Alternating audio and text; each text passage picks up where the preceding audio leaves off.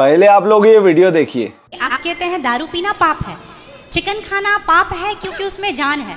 दारू में ऐसी कौन सी चीज मिली होती है कि उसको पीने से पाप हो जाता? अगर आप पी के कुछ गलत कर रहे हैं तो फिर गलत है लॉजिकली, तो फिर पाप क्यों? और अगर दारू में नशा चुकी होता है, अगर वो पाप है तो फिर तो पुड़िया खाना, सिगरेट पीना, सारी चीजें पाप में आ जाएंगी। पाप अलग विषय है, अभी मैं समझा देता हूँ आपको। जब हमारा देश गुलाम था जी, तो एक अंग्रेज ने एक पंडित जी की कनपटी पे बंदूक रखी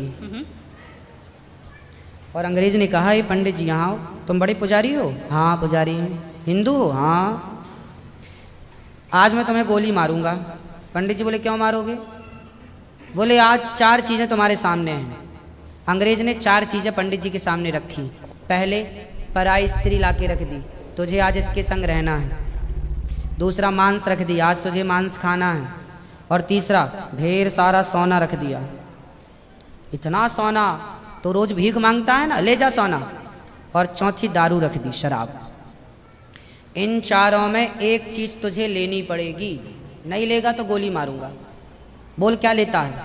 पंडित जी बोले, पराई औरत तो मैं नहीं देख सकता, मार दो गोली मुझे, पर मैं पराई स्त्री के, मेरी माँ बहन, मेरे संस्कार ऐसे हैं कि ये मेरी माँ बहन और बेटी है, ये मैं मर जाऊंगा पर चरित्र में दाग नहीं लगने दूंगा, तो ये स्त्री तो मैं नहीं ले सकता।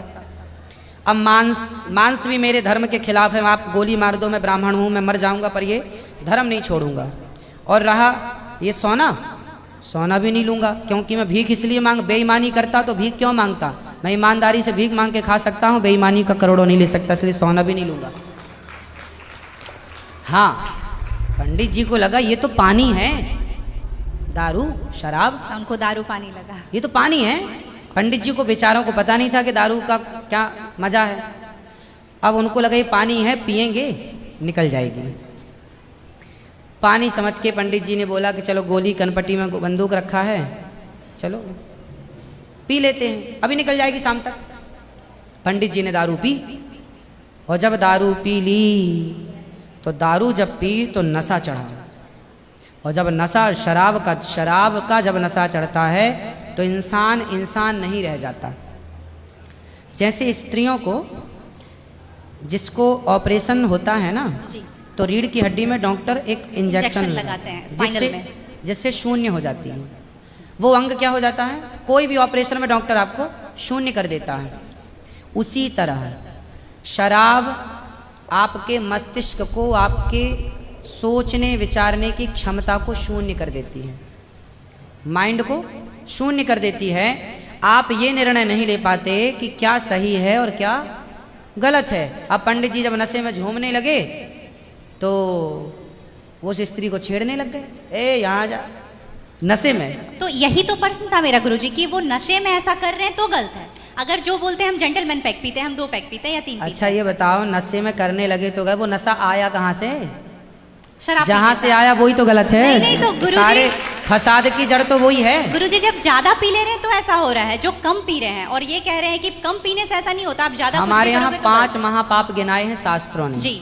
5 महापाप, उनमें से एक शराब है। शराब है, हाँ। शराब को महापाप इसलिए कहा गया है, ये बुद्धि भ्रष्ट, शराब पीने वाली की बुद्धि सात्विक नहीं हो सकती। आप शराब पीजिए, आप शराब पीने वाला व्यक्ति आध्यात्मिक नहीं हो सकता।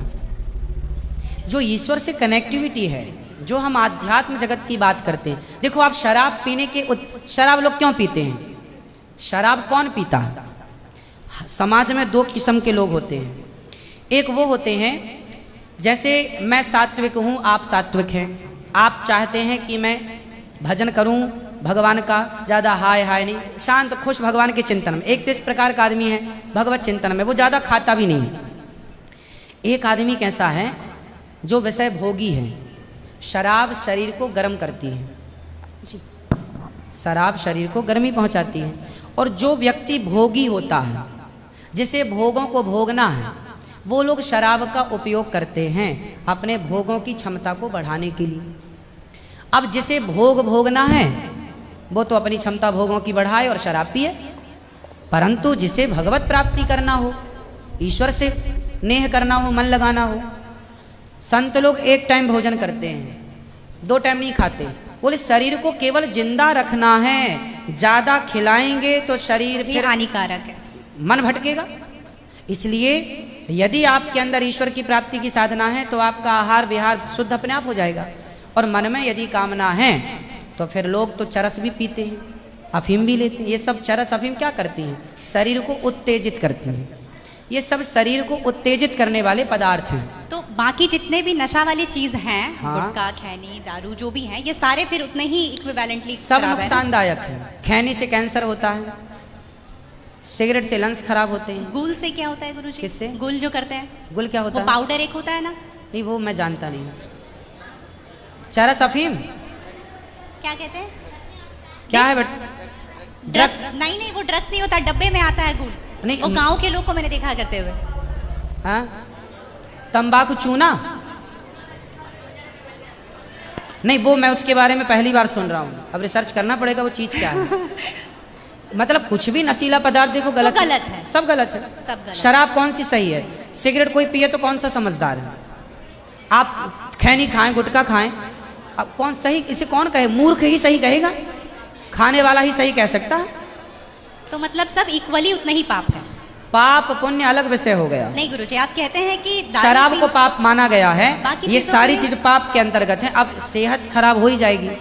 शराब के नशे को पाप माना गया है, बाकी चीजें गलत हैं। ठीक है। महापाप में शराब को लिया गया है, बाकी चीजों को गलत। सही कैसे हो सकती है खैनी और सिगरेट और बाकी चीजें? महापाप में शराब को गिना। देखो, एक होता है महापाप, एक होता है पाप। जी। महापाप 5 प्रकार के हैं, पाप अनेक प्रकार के हैं। तो पाप है, गलत है, ये सब चीजें गलत हैं। शराब महापाप है। आगे